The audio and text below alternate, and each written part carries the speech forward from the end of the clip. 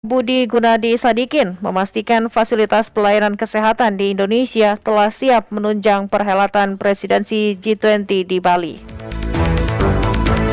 Menko Perekonomian Erlangga Hartarto berharap pusat studi Group of 20 atau G20 yang dibuka di University Pelita Harapan dapat menjadi pusat penelitian penanganan isu-isu global.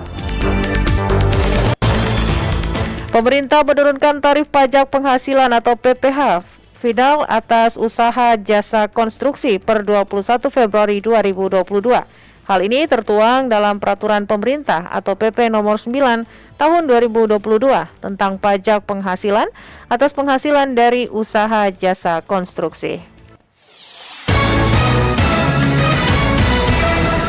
Kami hadirkan informasi pertama untuk Anda pendengar. Salah seorang warga Desa Kajai, Kabupaten Pasaman Barat mengakui adanya berita hoaks yang menyebar terkait gempa bumi. Sementara di wilayah Kecamatan Kinali, layanan telekomunikasi dan akses transportasi masih aman. Selengkapnya dilaporkan Ahmad Ihsan dari RRI Bukit Tinggi. Dan pada mengungsi semua, karena berita hoax yang menyebar ini banyak sekali, Pak. Belasan lah, Pak Ihsan. Sekitar belasan rumah yang baru terdeteksi beberapa menit pasca gempa. Hendra Eka Putra, salah seorang warga Desa Kajai, Kecamatan Talamau, Kabupaten Pasaman Barat, dikatakan keluarganya ikut terdampak musibah gempa bumi yang terjadi kemarin berselang waktu masih dirasakan gempa susulan. Menurut Hendra, terdapat cukup banyak rumah warga yang mengalami kerusakan, apalagi yang di pinggir jalan. Bahkan pihaknya mendapatkan informasi dari warga lain, ada masyarakat di sebuah kawasan yang tempat tinggalnya rata dengan tanah akibat goncangan gempa. Terkait adanya korban jiwa akibat musibah gempa bumi ini, Hendra mengaku mendapatkan informasi bahwa ada warga Desa Kajai yang meninggal dunia. Disebutkan masyarakat yang terdampak musibah gempa bumi masih berada di posko pengungsian yang didirikan di kawasan tempat tinggalnya dan membutuhkan bantuan logistik. Kemudian Hendra juga akui beredarnya informasi yang dikategorikan hoax terkait gempa bumi yang dikaitkan dengan keberadaan Gunung Talamau, sehingga membuat warga takut untuk kembali ke rumahnya. Sampai saat ini, Pak, saya hanya sekedar mendengar cerita dari masyarakat yang ada di sini ya. Ada orang yang gempa susulan kedua, dia masuk pagi ke rumah, tiba-tiba ditimpa, meninggal. Ada yang tiba-tiba dia megang anak, dia lagi hamil, meninggal juga kena timpa rumah. Untuk sekarang sih kalau masih info yang saya dapat, karena di sini juga jaringan susah dan hanya dapat dari cerita-cerita teman-teman yang lainnya.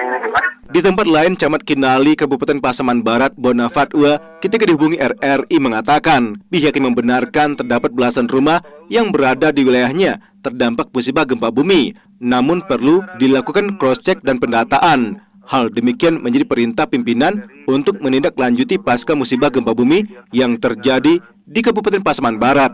Bahkan musibah kebencanaan ini berdampak terhadap psikologi masyarakat, termasuk para pelajar.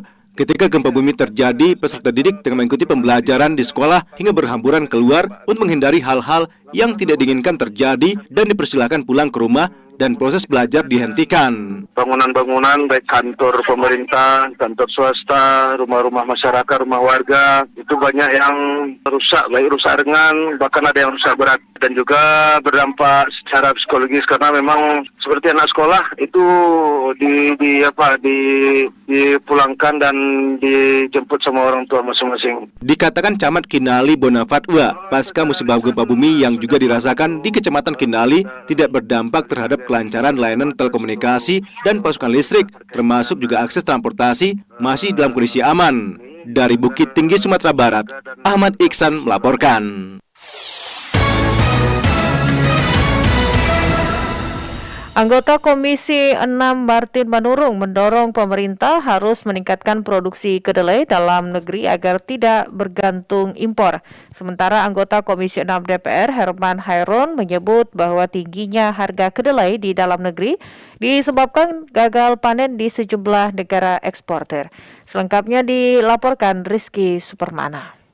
Khusus kedelai dipicu oleh gagal panennya di Brasil dan Argentina. Menanggapi kelangkaan tahu dan tempe di pasar yang disebabkan tingginya harga kedelai, anggota Komisi 6 DPR Herman Hairon menyebut tingginya harga kedelai dikarenakan sejumlah negara eksportir kedelai mengalami gagal panen. Politisi dari fraksi Demokrat ini menyebut Indonesia saat ini masih mengandalkan impor kedelai untuk memenuhi kebutuhannya, padahal pengembangan produksi kedelai dalam negeri memiliki potensi yang tinggi. Apalagi situasi saat ini seluruh komoditas sumber daya alam di luar negeri, khususnya di Amerika, di Cina ini sedang naik. Mereka sedang mengalami inflasi. Khusus kedelai dipicu oleh karena gagal panennya di Brasil dan Argentina.